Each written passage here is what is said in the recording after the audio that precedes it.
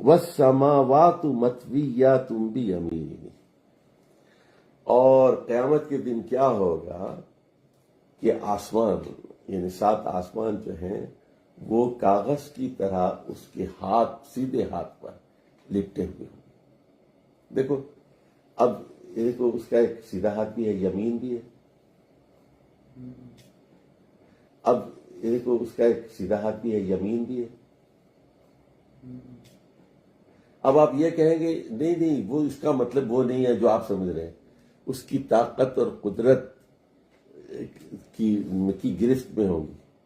نہیں تو پھر اللہ نے یہ جو ہے بھی یمینی کی بجائے بھی قدرتی کیوں نہیں کہا گیا؟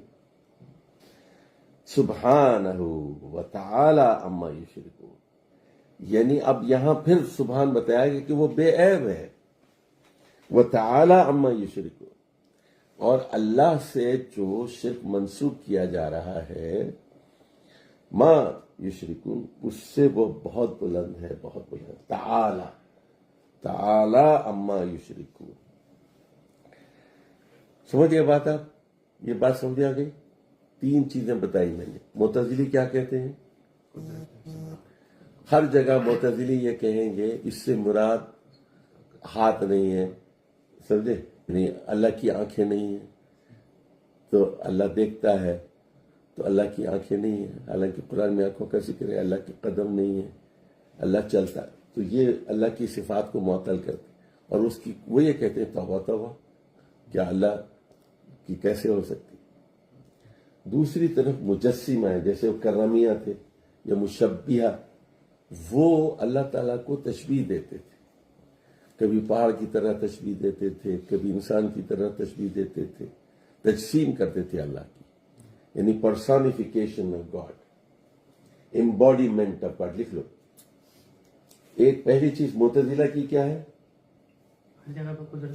نہیں، اور یہ کیا کرتے ہیں؟ سنو، مجسمہ کیا کرتے ہیں؟ تجسیم کا مطلب ہے ایمباڈیمنٹ آف گاڈ۔ یہ اس نقطے کو بار بار سمجھو اور لوگوں کو سمجھاؤ۔ ہم نہ ایمباڈیمنٹ کرتے ہیں نہ معطل کرتے ہیں،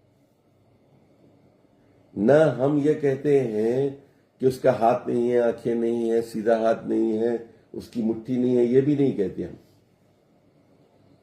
اور نہ ہم معطل نہیں کرتے معتزلہ کی طرح، اور نہ ہم اس کی تجسیم کرتے ہیں کہ جس طرح ہمارے ہاتھ ہیں یا جانوروں بندر کا ہاتھ ہوتا ہے یا پھر چمپینزی کا ہاتھ ہوتا ہے، اس طرح ہم ہاتھ نہیں بتا رہے۔